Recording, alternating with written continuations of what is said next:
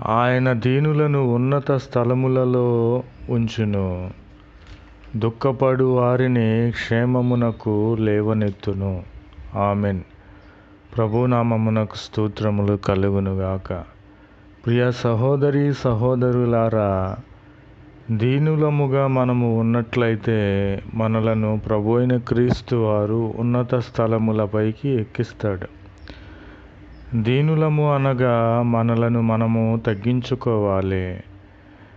అప్పుడే ప్రభు అయిన క్రీస్తు వారు ఉన్నత స్థలములపైకి, ఉన్నత స్థలములు అనగా మనము ఎక్కలేనంత కొండను ఎక్కించే దేవుడు, మనలను పరలోక రాజ్యమునకు తీసుకుని వెళ్ళే దేవుడు.